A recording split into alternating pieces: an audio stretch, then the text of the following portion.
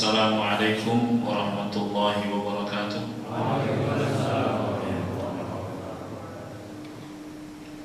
Innal hamdalillah nahmaduhu wa nasta'inuhu wa nastaghfiruh wa na'udzu billahi min shururi anfusina wa min sayyiati a'malina. May yahdihillahu fala mudilla lahu wa may yudlil fala hadiya lahu. Asyhadu an la ilaha illallah wahdahu la syarika lahu wa asyhadu anna Muhammadan 'abduhu wa rasuluh sallallahu alaihi wa ala alihi wa sahbihi wa man tabi'ahum bi ihsan wa sallama taslima amma ba'd. Hadirin jemaah sekalian yang dimuliakan Allah, kaum muslimin muslimat yang saya hormati, malam hari ini kembali kita kaji tafsir surat Al-Waqi'ah memasuki ayat yang ke-7. A'udzu billahi minasy syaithanir rajim. Wa kuntum azwajan thalatha fa ashabul maimanati ma ashabul maimanah wa ashabul mash'amati ma ashabul mash'amah was-sabiqun as-sabiqun ulaikal muqarrabun fi jannatin na'im. Wa kuntum azwajan thalatha.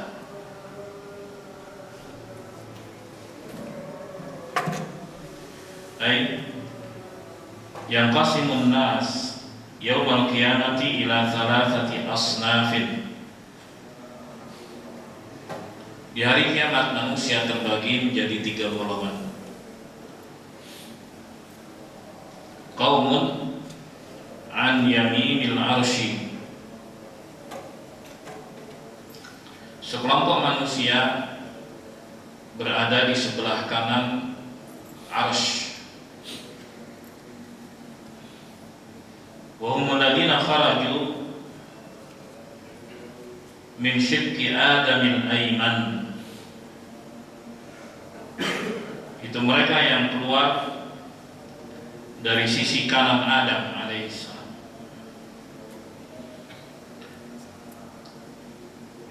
Wa yu'tuna kutubahum bi'imanihim, dan mereka diberi catatan amalan dengan tangan kanan. Wa yukhadhu bihim dhatal yamin, lalu mereka diletakkan di bagian kanan. As-Suddi rahimahullah mengatakan, wa hum jumhuru ahli jannah, mereka ini adalah mayoritas penduduk jannah. Wa akharuna an yasaril arsy, sementara ada kelompok manusia lainnya di sebelah kiri arsy. Wa humul ladzina kharaju min syirki Adamil Aisar, itu mereka yang keluar dari sisi kiri Adam alaihissalam. Wa yu'tuna kutubahum bisyama'ilihim, dan mereka diberi catatan amalan dengan tangan kiri. Wa hum 'ammatu ahli nar iyadza billah min sani'ihim, mereka mayoritas penduduk neraka. Kita mohon lindungan kepada Allah Subhanahu wa taala dari perbuatan mereka.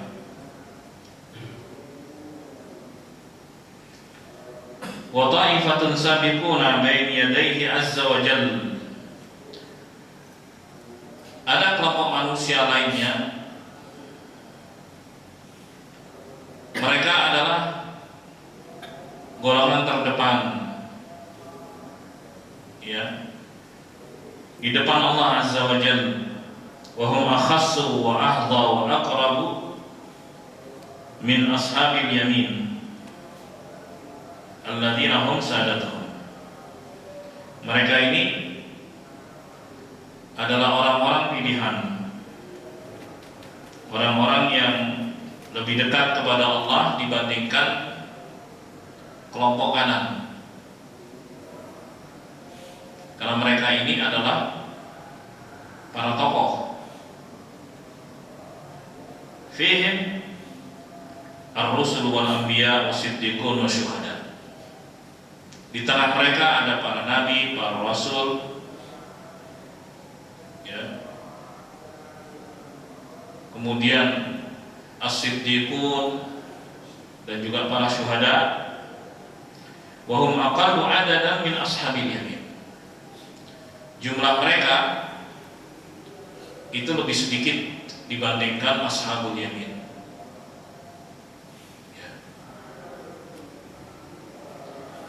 Walihada qala, oleh sebab itu Allah Subhanahu wa taala mengatakan fa ashabul maimanah ma ashabul maimanah wa ashabul masy'amati ma ashabul masy'amah as-sabiqun as-sabiqun. Wa hakadha qasamahum ila hadhihi al-anwa'i thalatha fi akhir surah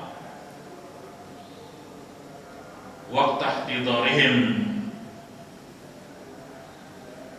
Begitulah Allah Subhanahu wa taala membagi 3 kelompok manusia di akhir surat, ya, di saat mereka menghadapi sakaratul maut. Jadi saat menghadapi sakaratul maut terbagi 3 juga, ketika nanti di akhirat terbagi menjadi 3 juga. Ini golongannya.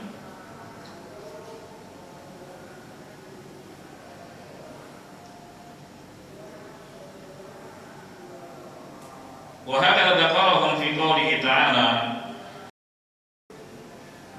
Allah Subhanahu wa taala juga menyebutkan mereka dalam surat Fatir 32. Allah mengatakan, "Tsumma awrathna al-kitaba alladziina istafaina min ibadina." Kemudian kami wariskan Alkitab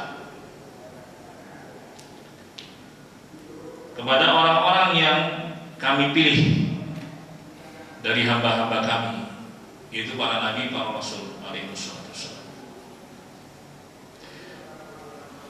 Faminhum dhalimun li nafsihi. Ada di antara mereka yang mendolimi diri mereka sendiri, yaitu pelaku maksiat. Mereka tahu kebenaran tapi mereka melanggarnya. Kenapa disebut mendolimi diri sendiri? Karena pelaku maksiat itu terancam dengan hukuman, sementara manusia itu diperintah untuk menjaga diri supaya tidak dihukum, tidak disiksa. Maka jika seorang melantarkan dirinya, pasang badan siap untuk menerima siksaan Allah, itu artinya dia dolimi diri sendiri. Ya. Kemudian kata Allah, wa minhum muqtasid. Ada juga di antara mereka muqtasid. Ya, itu orang-orang pertengahan. Ya, berbuat baik tapi enggak istimewa. Baru yang ketiga, wa minhum sabiqun bil khairat. Dan ada juga di antara mereka yang terdepan di dalam kebaikan. Biidznillah, semua itu dengan izin Allah Subhanahu wa taala. Artinya apapun kejadian, apapun yang terjadi itu dengan izin Allah Subhanahu wa taala. Sampai ada orang yang ada di neraka, sampai ada orang yang ada di surga, sampai ada orang yang mendapatkan keistimewaan luar biasa, itu semua dengan izin Allah Subhanahu wa taala. Baik. Kalau ada yang dimasukkan ke dalam neraka, mungkin kadang terlintas dalam benak bahwa kesian ya gitu. Jemaah, Allah Subhanahu wa taala Maha tahu masa depan. Allah Subhanahu wa taala Maha tahu siapa yang masuk surga, masuk neraka. Allah Maha tahu. Berdasarkan kemahatauan Allah Subhanahu wa taala, Allah tetapkan takdirnya. Kita manusia nggak tahu masa depan. Ya. Kalau seandainya kita mengetahui kelakuan penduduk neraka, pasti kita akan mengatakan pantas saja dia masuk neraka. Karena orang yang masuk neraka itu karena keadilan Allah Subhanahu wa taala. Karena Allah enggak zalimi hambanya sama sekali. Wala yadhlimu rabbuka ahada. Tuhan wahai Muhammad SAW tidak menzalimi siapapun. Adapun mereka yang ditetapkan sebagai penduduk surga itu karena karunia dan rahmat Allah Subhanahu wa taala. Kenapa? Karena tidak ada amalan siapapun yang bisa menebus surga. Karena surga itu mahal. Kata Nabi SAW, ala inna sir'atallahil ghaliyah. Ketahuilah bahwa dagangan Allah itu mahal. Ala inna sir'atallahil jannah. Ketahuilah bahwa dagangan Allah adalah jannah. Lalu Nabi SAW juga mengatakan, la yadkhula ahadun bi'amalihil jannah. Sekali-kali tidak ada seorang pun yang masuk surga semata amalannya. Jadi maksudnya ini amalan saya, mana surganya? Itu enggak ada. Enggak ada yang kayak gitu. Kata surga mahal. Lalu para sahabat bertanya, wala anta ya Rasulullah, bagaimana dengan anda wahai Rasulullah? Karena anda bilang tidak ada seorang pun, berarti termasuk anda. Maka beliau mengatakan wala ana, iya termasuk saya. Jadi Nabi Muhammad SAW pun masuk surga bukan karena amalannya. Amalan Rasul nggak bisa dibarter dengan jannah, nggak cukup. Beliau sendiri yang bilang. Jadi beliau dijamin masuk surga itu karena rahmat Allah Subhanahu wa taala. Ya. Tapi kalau untuk amalan nggak bisa. Illa ayyataghammadani Allahu bi rahmatin minhu wa fadl. Hanya saja aku dijamin masuk surga itu karena karunia dan keutamaan dari Allah Subhanahu wa taala. Bayangkan, siapa yang bisa nandingi amalan Rasul? Enggak ada. Kalau enggak ada, pantas enggak kalau ada manusia yang sombong, merasa dirinya hebat. Sehebat apapun amalannya enggak bisa dia nandingi amalan Rasulullah. Maka ini juga ya menunjukkan anjuran untuk tawadhu, rendah hati, tidak merasa suci, tidak merasa hebat dan sebagainya. Kita semua compang cantik di hadapan Allah Subhanahu wa taala. Kita semua pendosa. Allah yang bilang dalam hadits qudsi sahih, ya ibadi innakum tukhti'una bil-laili wan-nahar. Wahai hamba-hambaku, kalian ini adalah makhluk yang selalu berbuat salah siang dan malam. Wa ana aghfiru dzunuba jami'an fastaghfiruni aghfir lakum. Dan aku Maha mengampuni seluruh dosa, minta ampunan kepadaku pasti aku ampuni. Jemaah sekalian yang dimuliakan Allah, lalu buat apa kita beramal?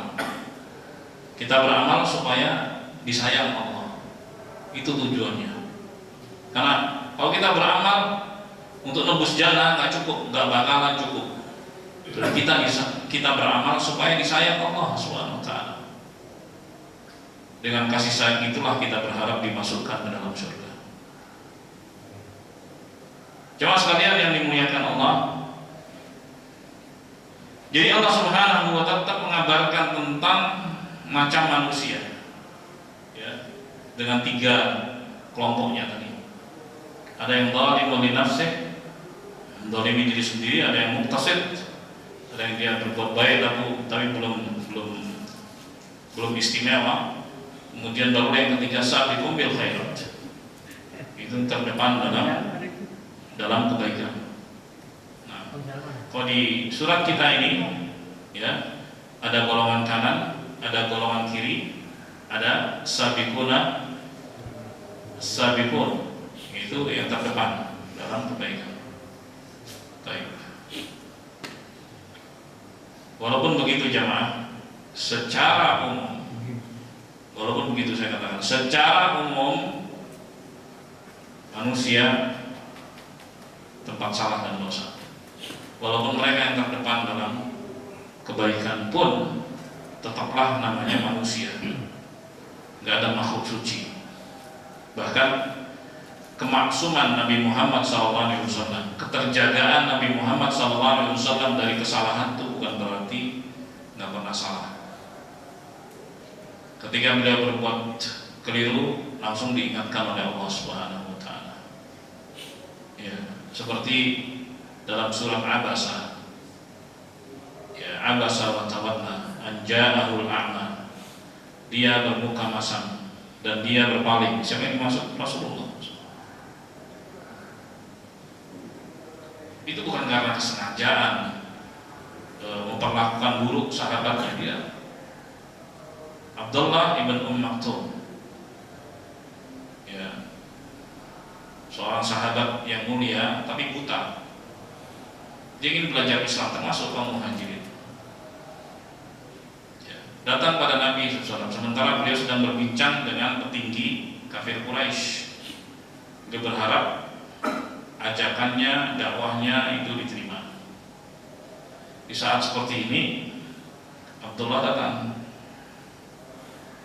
Ya, beliau ingin selesaikan dulu nih perbincangan, baru nanti beliau layani sahabatnya tersebut. Ya. Ketika Abdullah, namanya juga orang yang melihat, terus bertanya, ya, tentang Islam, maka berubah wajah Nabi SAW menjadi masam. Berubah. Padahal hanya sedikit perubahan, bukan niat untuk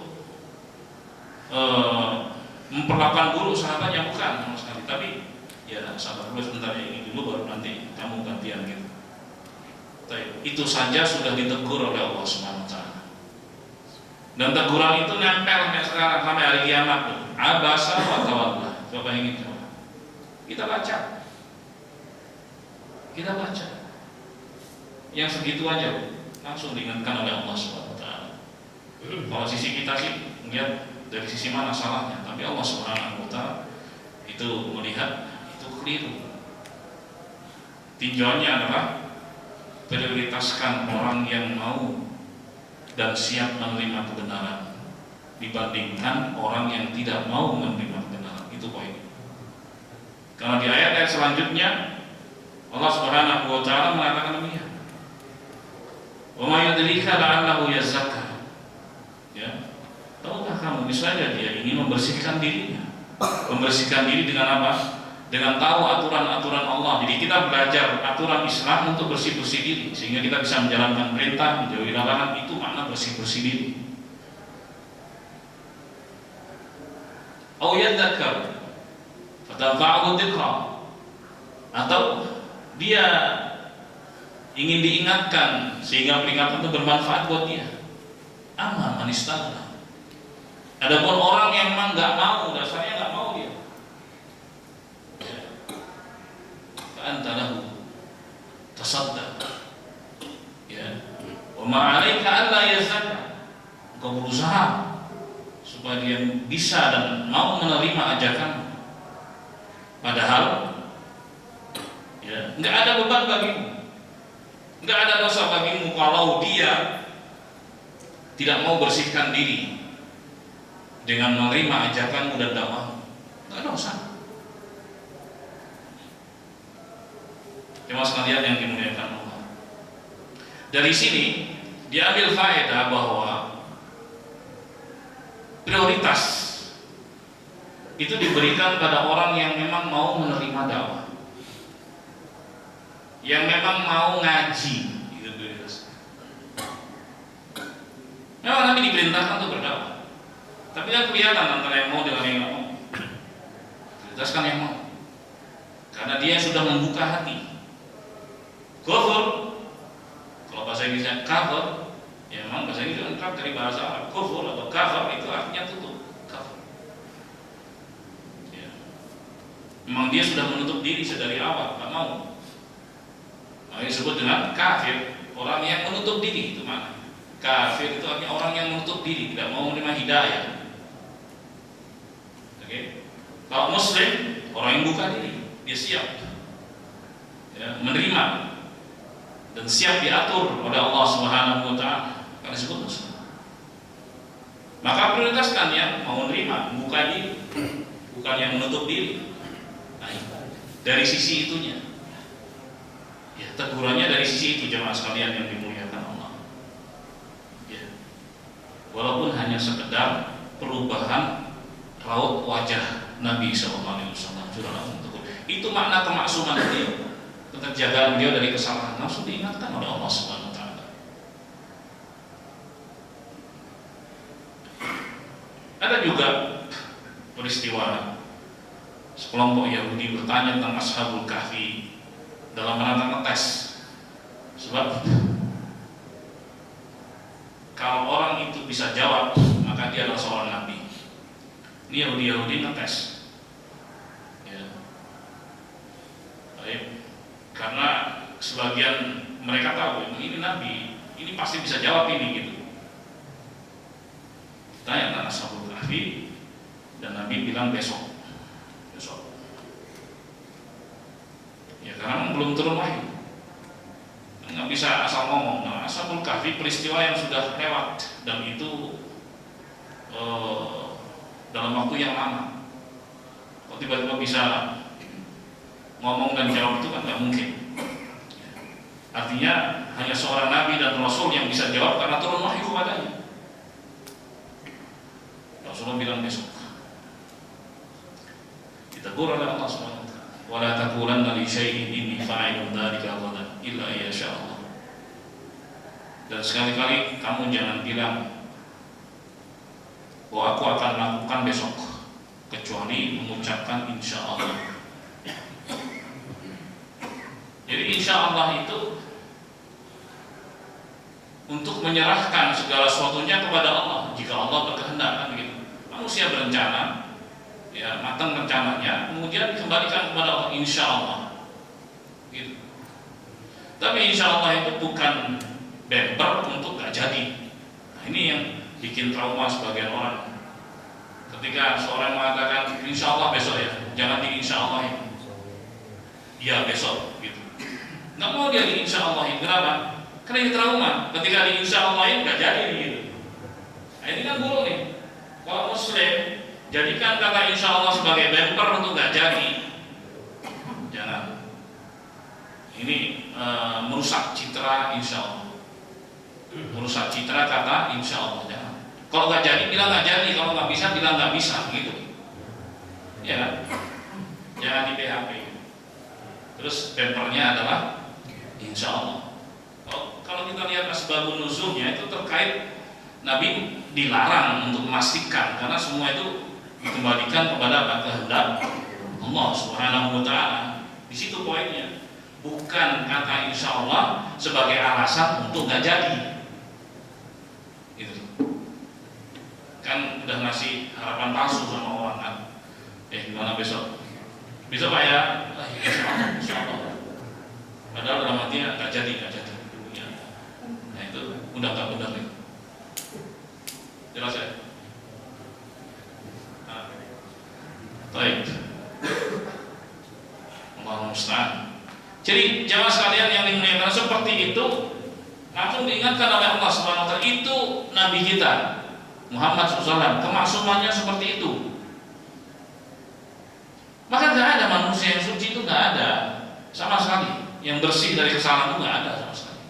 Kita ini makhluk pendosa. Allah sendiri yang bilang, Dia yang ciptakan kita dan Dia ngatain kita ini pendosa. Ya kan? Bahkan para salaf mengatakan, seandainya nih kalian tahu sisi gelapku, kalian nggak akan gaul sama aku, nggak akan mau. Seandainya tahu nih masing-masing ya sisi gelap, masing-masing orang punya dark punya sisi gelap, nggak akan mau gaul gitu. Kamu mau begini, kamu begini, la ilaha illallah. Tapi itu semua ditutupi oleh Allah Subhanahu wa taala, jemaah. Ya, supaya apa? Diberi kesempatan untuk berubah.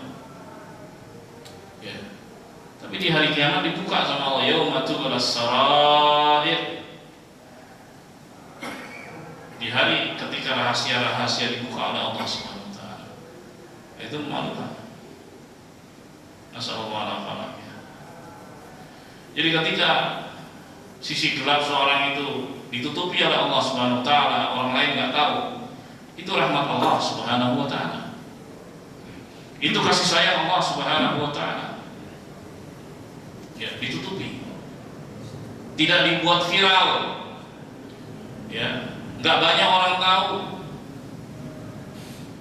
Itu rahmat Allah Subhanahu wa taala. Karena di antara orang yang mendapatkan penghisaban yang ringan adalah orang yang seperti ini. Dia punya salah ditutupi oleh Allah, enggak viral kesalahannya, dan dia beristighfar banyak, bertobat pada Allah Subhanahu wa taala. Dan nanti di akhirat kelak Allah Subhanahu wa taala akan hadirkan dia, lalu Allah tutupi dengan tirainya, sehingga nggak ada orang lain lihat. Laisa bainahu wa bainallahi turjuman. Tidak ada antara dia dengan Allah itu penerjemah sama sekali. Dibuat paham oleh Allah SWT. Mudah bagi Allah untuk berbuat demikian. Kemudian diingatkan oleh Allah, "Ata'rifu dzambaka?" Kamu masih ingat nggak dosa yang ini? Yang ini, yang ini, yang ini, yang ini. Udah berkecamuk pikirannya. Wah, ini celaka. Ketika dia sudah putus asa ya. Karena nggak ada yang lewat, nggak ada yang terluput satupun dosa dan kesalahan. Jadi dia dibikin ngaku akan kesalahan. Itu disebut dengan al-alaq, penampakan dosa. Lalu kata Allah Subhanahu wa taala, "Qad satartu laka fid dunya." Qad satartu laka fid dunya. Aku tutupi dosa-dosamu itu di dunia, enggak viral. Ya. Wa ana aghfiruhul yawm. Dan aku maafkan dan aku ampuni hari ini. Jadi dia tidak dicecar dan tidak dituntut bertanggung jawab, tapi dimaafkan. Itu disebut dengan penghisaban yang ringan. Fa'amma man utiya kitabahu biyaminih fasawfa yuhasabu hisaban yasira. Adapun orang-orang yang diberi catatan amalan dengan tangan kanannya, itu tanda baik sudah, maka dia mendapatkan penghisaban yang ringan. Ya, dibikin ngaku akan kesalahannya lalu diampuni oleh Allah SWT. Luar biasa. Nah, sebab itu Nabi SAW mengajarkan doa, Allahumma hasibni hisaban yasira. Gampangnya, ya Allah, hisablah aku dengan penghisaban yang ringan. Artinya maafkanlah kesalahan-kesalahan, segala kesalahan maafkan. Baik, jemaah sekalian yang dimuliakan, begitulah kita manusia. Seluruh manusia, walaupun ada 3 bagian tadi, ada yang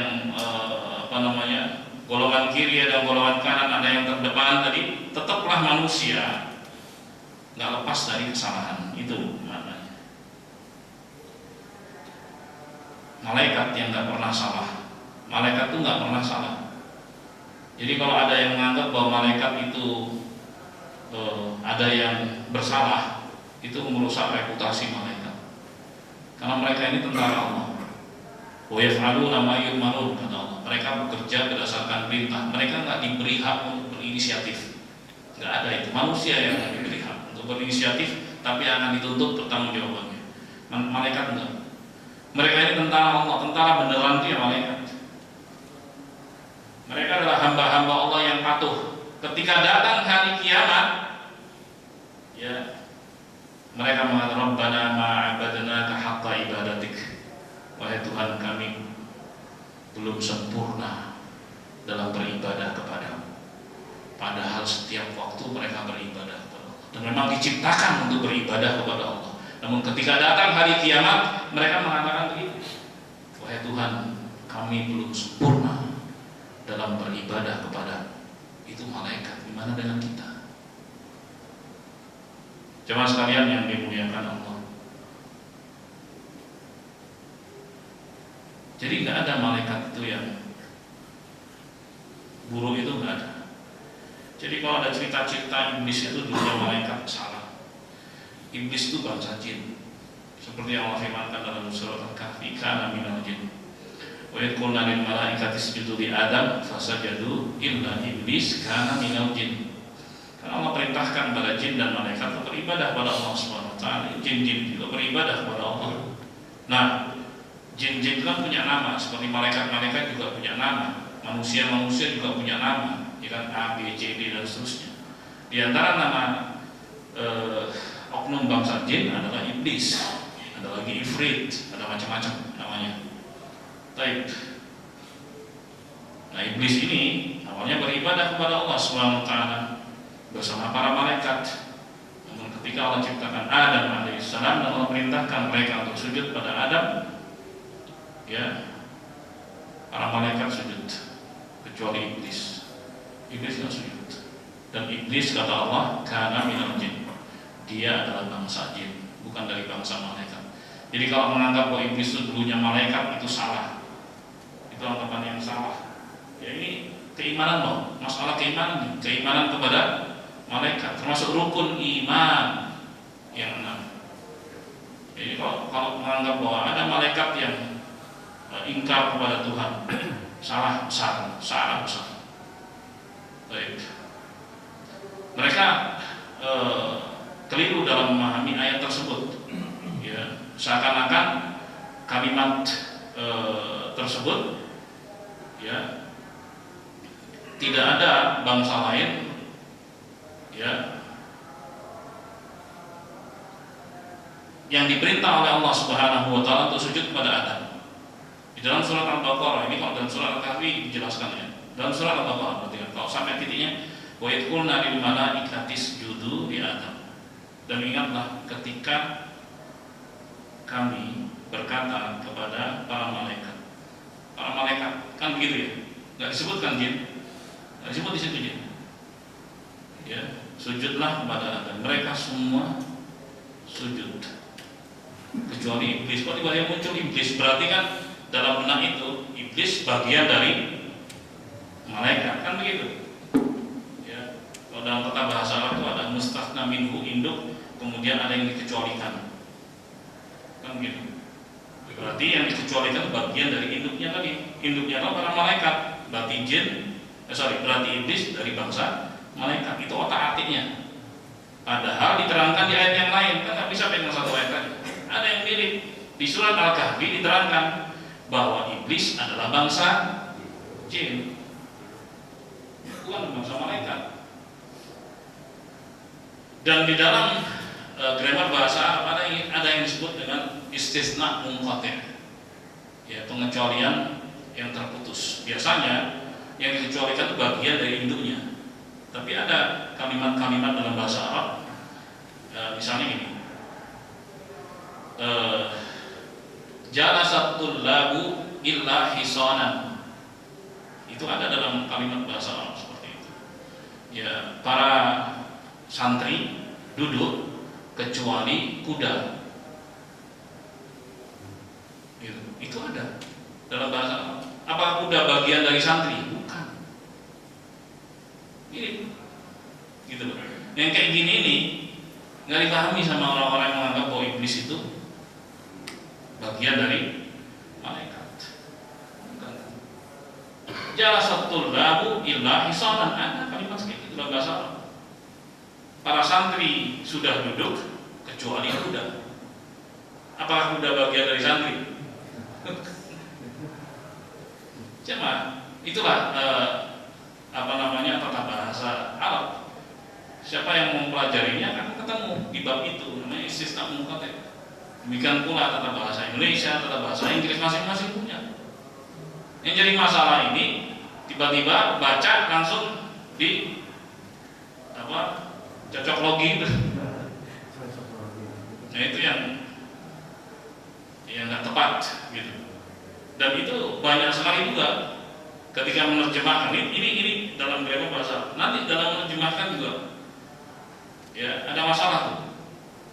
Ketika ada kemiripan kata dalam bahasa Indonesia, ya, dengan kata dalam bahasa Arab langsung ditemukan gitu sebagai kata terjemahan.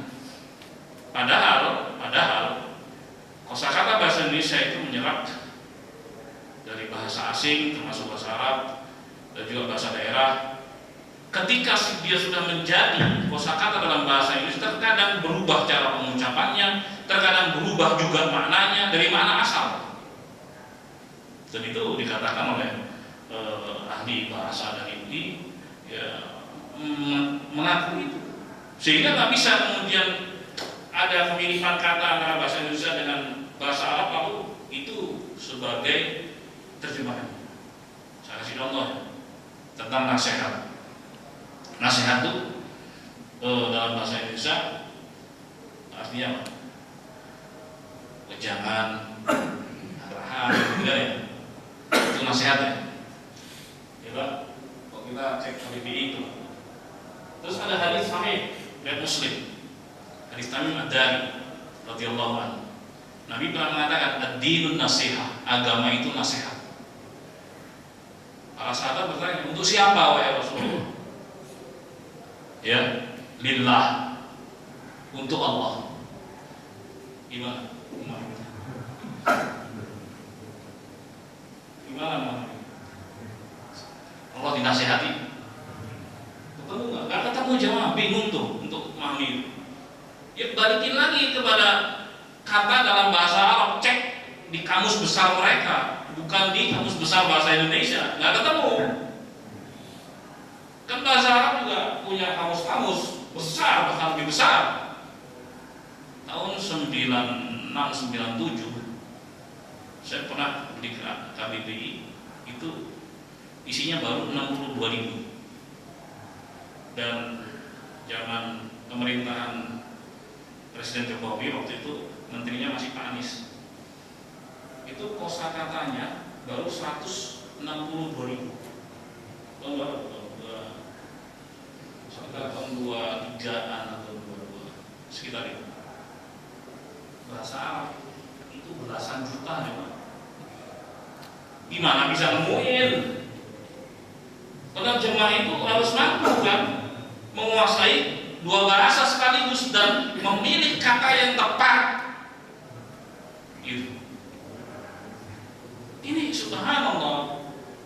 Gimana kalau nggak belajar gitu? Orang yang belajar nih sekolahnya Arab itu dia harus belajar bahasa Indonesia juga, harus. Iya kan? Kalau dia belajar satu saja nggak seimbang loh. Bagaimana dia bisa terjemahkan itu kepada masyarakat Indonesia? Maka sering terjadi tadi kayak tadi. Agama itu nasihat, agama Islam itu nasihat. Untuk siapa? Kata Rasulullah, lillah, untuk Allah. Wa li rasulihi, untuk Rasulullah. Nah, mana nasihati Allah? Gimana nasihati Rasulullah? Nah, kan nggak ketemu. Kita cek dalam kamus bahasa Arab, an-nus itu artinya memberikan yang terbaik kepada pihak lain. Itu maknanya. Ketemu tuh di situ maknanya.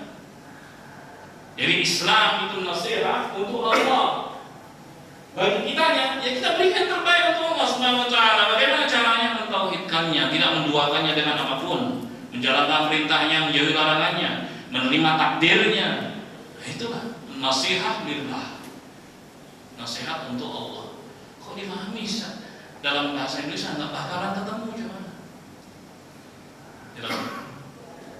Nah, itu juga perkara yang nggak mudah ya. Karena la ilaha illallah. Yang belajar aja, yang belajar sampai ke Arab sana. Sekali lagi, itu aja masih dituntut untuk juga menguasai bahasa Indonesia. Sementara bahasa Indonesia udah jarang diajarkan, nggak seperti itu. Ngomongnya udah ngasal, tata bahasanya udah nggak tahu karuan namanya. Apalagi campuran ini, campuran itu menyedihkan loh cuma. Menyedihkan, benar menyedihkan. Kan peradaban itu dari tata bahasa. Makanya ada pelajaran adab dalam apa namanya bahasa Arab itu mengajarkan bagaimana bertutur kata yang baik, memilih diksi yang tepat, gitu. Sehingga indah dilihat. Subhanallah. Sekali lagi, ini penting. Apalagi yang nggak belajar, waduh. Kemudian lalu dakwah, pontang-panting, kacau isinya.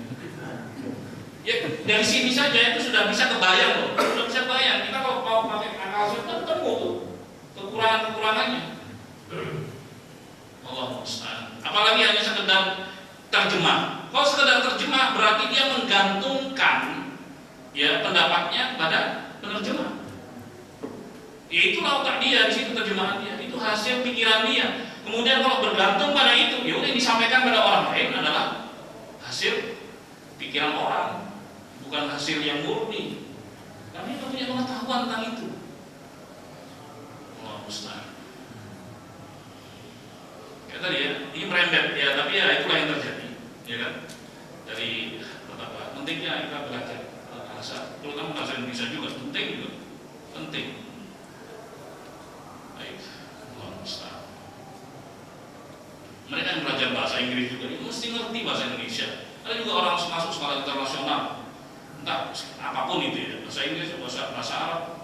Tapi kalau dia nggak belajar bahasa Indonesia, nggak akan ketemu bagaimana terjemahkan itu pada orang lain. Kalau dia nggak tahu tentang bahasa Indonesia itu sendiri, seakan-akan begitu lahir langsung ngerti bahasa Indonesia. Padahal perlu belajar. Belajar dulu ya.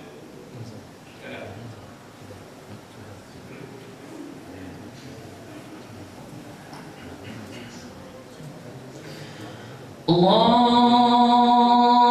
Akbar, Allahu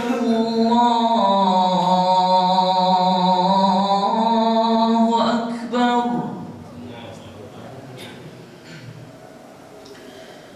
Allahu Akbar, Allahu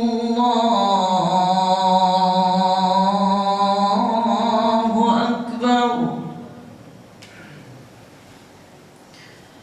أشهد أن لا إله إلا الله.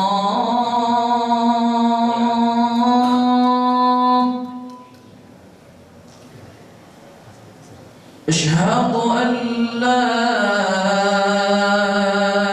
إله إلا الله.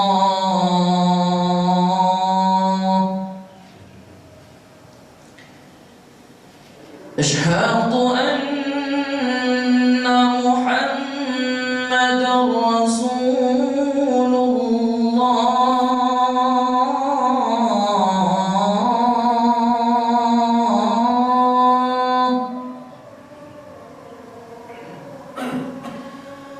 أشهد أن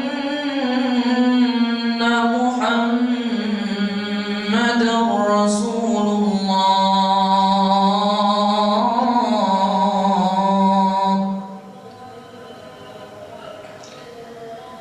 حي على الصلاة.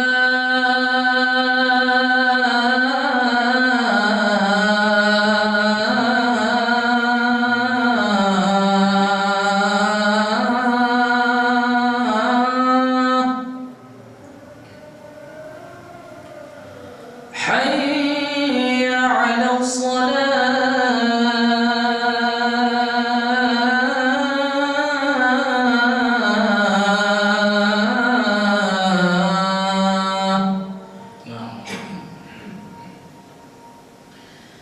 حي على الفلاح.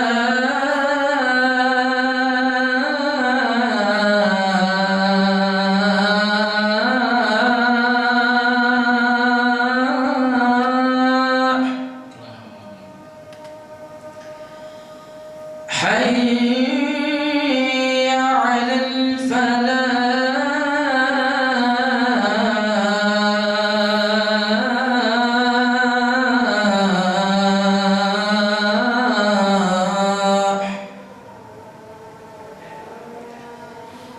الله أكبر،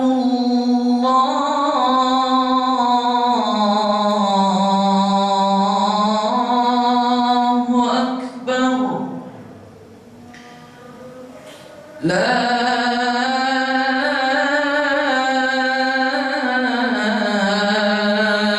إله إلا الله.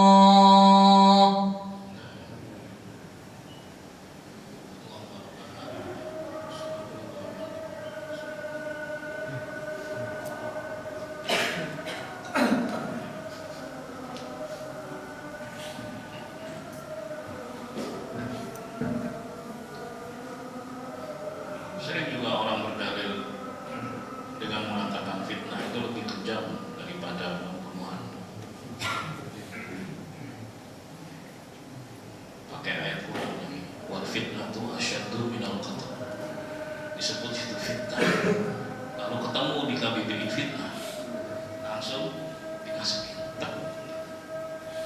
Fitnah di benak orang itu, ya, tidak seperti fitnah yang tersebut di dalam ayat Al-Quran itu. Kata fitnah dalam KBBI itu tuduhan palsu. Memang asalnya dari bahasa Arab, diserap. Akan tapi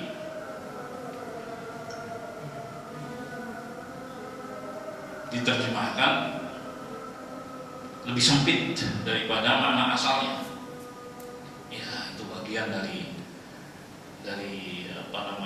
ujian dan cobaan, karena makna dalam bahasa Arab fitnah itu adalah al-ibtila wal imtihan, ujian dan cobaan.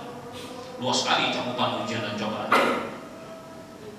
Tapi hanya diartikan sempit sebagai tuduhan palsu. Kalau kita cek kamus hukumnya, tuduhan palsu itu tidak lebih kejam daripada pembunuhan. Justru kebalik. Kalau yang dimaksud adalah menuduh palsu, membunuh lebih kejam daripada menuduh. Gitu kan? Ini kan salah-salah ini. Imam Ahmad mengatakan al-fitnatu hiya syirk. Fitnah yang dimaksud di dalam ayat itu adalah menyekutukan Allah, menduakan Allah Subhanahu wa taala. Dan dosa menduakan Allah Subhanahu wa taala itu jelas lebih kejam. Karena itu kezaliman kepada Allah, pada Sang Pencipta. Makanya Allah mengatakan, ya, inna syirka la dzulmun adzim. Sesungguhnya kesyirikan itu adalah kezaliman yang sangat besar. Karena kezaliman itu dilakukan terhadap Allah Sang Pencipta alam semesta. Gitu. Dengan menduakannya, dengan menganggap bahwa dia punya anak. Itu kejam sekali. Ya, itu kejam sekali. Nah, barulah ketemu, ya, bahwa al-fitnah yaitu asyirik itu lebih kejam daripada membunuh. Baru ketemu tuh. Oleh sebab itu jamaah sekalian yang dimuliakan Allah, ya memang bertahap, namanya belajar. Akan tapi sebelum sesuatu itu disampaikan mesti diperiksa supaya nggak keliru. Memang ada hadis, balighu anni walau ayat, sampaikan dariku walaupun satu ayat. Ini banyak orang pakai hadis ini karena semangat untuk ngajak orang lain. Semangat. Bahkan dia belum kuasai satu ayat pun berani-beraninya ngajak orang lain. Padahal satu ayat itu belum dikuasai. Ya kan? Yang disampaikan kepada orang lain walaupun satu ayat itu ayat yang sudah dipahami dan dia kuasai. Kalau belum dia kuasai, jangan sampaikan ke orang lain. Ya, coba deh, apa yang boleh disampaikan ke orang lain? Sebagian orang gemar sekali dia dakwah ngajak orang, mentang dia nggak punya dasar untuk ngajak dan dakwah. Ya, ada kelompok-kelompok, ya, yang gemar sekali ngajak orang yang dakwah. Pikir umat dia sendiri jadi pikiran umat. Cara ngajak kepada kedunguan, nggak mau belajar beneran tuh orang dungu bener asli, orang-orang jamaah tabligh. Benci kali dengan belajar, nggak suka dia belajar ilmu agama, nggak suka. Terus gimana cara ngajak orang lain kalau dia sendiri nggak mau belajar gitu? Allah Ustaz, pusatnya di India, dia Pakistan Bangladesh. Ini yang didirikan tahun 1890-an kan? Enggak. Tapi dasarnya begitu. Allah Ustaz, ini nggak benar kayak gitu. Maka terjadilah kekacauan berpikir, kesesatan berpikir. Coba sekalian yang dimuliakan Allah. Jadi memang sebelum seorang berkata atau berbuat harus didasari dengan ilmu. Imam Al-Bukhari dalam Sahihnya menulis judul bab al-ilmu qabla al-qaul wal amal. Sebelum seorang berkata dan berbuat, haruslah dia berilmu, sehingga ucapannya dan perbuatannya didasari ya. Hadirin sekalian yang dimuliakan Allah. Jadi itu tadi yang bisa diulas, dan ada beberapa faedah tambahan mengenai pentingnya kita belajar, apalagi agama, ya, belajar dari sumbernya. Baik, kalau menjadi penerjemah sekaligus kita kan penerjemah, kalau mau menjadi dai dia penerjemahnya. Baik, dia kuasai dua bahasa sekaligus, harus. Kalau enggak, kerepotan dia akan memahamkan apa yang dimaksud di dalam kitab kepada orang lain. Gitu. Mudah-mudahan ini menjadi penyemangat kita, karena sebagian salaf pendahulu kita yang saleh itu baru belajar ketika beranjak tua. Seperti Abu Yaman Al-Hakam bin Nafi' rahimahullah, itu salah satu guru Imam Bukhari, baru belajar agama usia 55 tahun. 55 tahun, bukan dari kecil, baru belajar agama, tapi dia bisa. Ibnu Hazm Al-Andalusi baru belajar agama usia 40 tahun. Itu kan nggak melulu dari kecil. Selama seorang bersemangat untuk belajar, bisa. Abu Hurairah baru masuk Islam tahun ke-7 Hijriah, belajar dengan Nabi 3 tahun, jadi orang yang paling banyak meriwayatkan hadis dari Nabi SAW. Karena sistem belajarnya yang kuat luar biasa. Mau cek biografinya silahkan cek bagaimana beliau belajar dan muasabah dengan Nabi SAW. Asalnya Kristen, 3 tahun saja bersama Nabi SAW bisa mengalahkan secara periwayatan, mengalahkan sahabat-sahabat yang lebih awal masuk Islam. Artinya apa jemaah?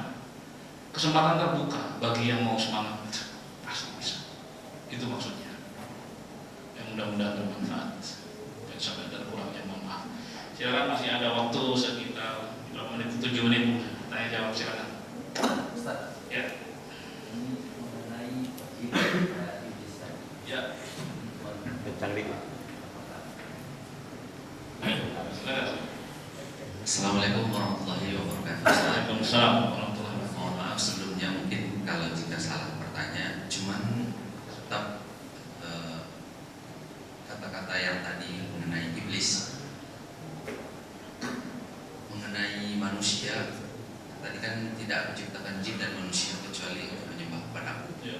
Nah, sesuai dengan yang sudah kita ketahui, Allah menciptakan kita semua ini dari Adam dan Hawa, dan ada di situ tadi iblis.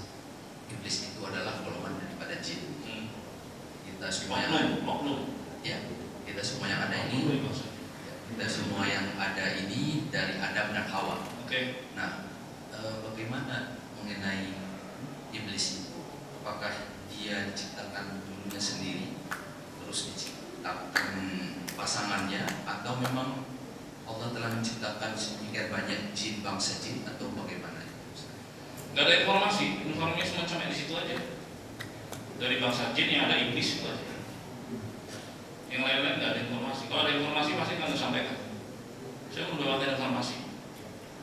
Ya, iblis dari bangsa jin dan para malaikat beribadah kepada Allah SWT setelah menciptakan Adam. Allah perintahkan mereka untuk sujud pada Adam, dan sujud, perhatikan ya, sujud kepada sesama makhluk, sujud hormat itu diperintahkan, dibolehkan di syariat-syariat sebelumnya. Dan ini berlaku loh di masa Nabi Yakub, Nabi Yusuf alaihissalam itu sujud. Cara hormatnya itu sujud bersama. Tapi di syariat Nabi Muhammad itu nggak boleh. Di syariat Nabi Muhammad nggak boleh. Lau kuntu amiran li ahadin ayyasjuda li ahadin la amartul mar'ah an tasjuda li zawjiha. Kalau seandainya aku perintahkan, kalau seandainya boleh aku perintahkan, ya, seseorang itu sujud kepada sesama, pastilah aku akan perintahkan seorang wanita sujud kepada suaminya, karena besarnya hak suami yang harus ditunaikan. Ini menunjukkan bahwa sujud kepada sesama di syariat Nabi Muhammad nggak boleh. Terus siapa yang merubah? Ya Allah sendiri yang merubah.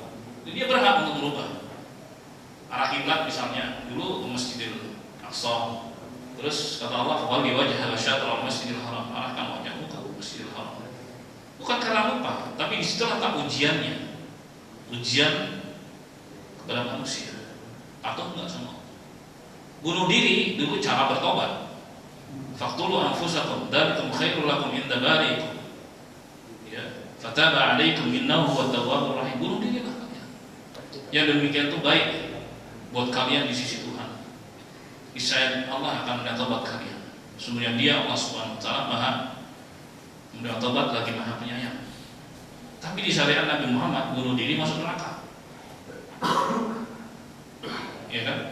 Bahkan orang yang berjihad bersama Rasulullah, komandannya Rasulullah sendiri, ya luar biasa dia, pemberani apa segala macam. Terus ada yang bilang ini calon duduk surga, ya. Terdengar sama Rasulullah, bukan, dia berduduk neraka. Kaget lah orang. Gimana ini jihad yang pimpin Rasul? Ini orang luar biasa, ya, dalam berperang. Dibilang penduduk neraka sama Rasul, kan heran. Akhirnya penasaran tuh orang, diikuti sampai akhirnya dia banyak luka, ya, nggak sabar dia. Karena bagaimanapun luka itu kan menyakitkan, kan butuh kesabaran sampai datangnya ajal kan. Dia nggak sabar, dia ambil tombaknya, mata tombak itu diletakkan di dada, tangkainya di bawah, dia rebahkan diri, bunuh diri. Sadaqah Rasulullah SAW, benar kata Rasulullah, bunuh diri. Padahal itu apa? Jihad bersama Rasul. Enggak ada strategi bunuh diri, jangan. Ada bom syahid, enggak, sangit itu bukan syahid. Serius, enggak ada, enggak boleh bunuh diri. Dalam perang sekalipun enggak boleh. Rasulullah melarang bunuh diri. Itu buktinya. Sekarang ada orang yang fatwain kayak gitu. Ini kan aneh. Dari mana dasarnya? Ada, sama sekali. Rasulullah melarang. Ya, kan pemikiran ekstrim kayak gitu. Auzubillahi min dzalik. Didukung sama Somad. Ya, dia tuh orang pro bunuh diri, sesat itu. Bikin orang-orang berpikiran ekstrim. Dilarang. Nggak bakal masuk surga bunuh diri. Kalau orang-orang itu masuk misalnya ke barisan musuh dengan gagah berani, dia masih punya kesempatan untuk keluar. Kalau bunuh diri, matilah dia.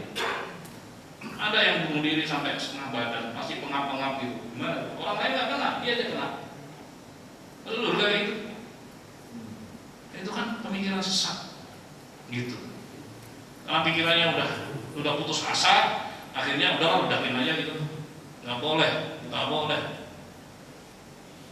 Bahkan Allah mengatakan wala taqtulu anfusakum. Jangan kalian bunuh diri. Itu Allah yang bilang. Sallallahu. Jadi begitu ya tadi. Kenapa saya arahkan?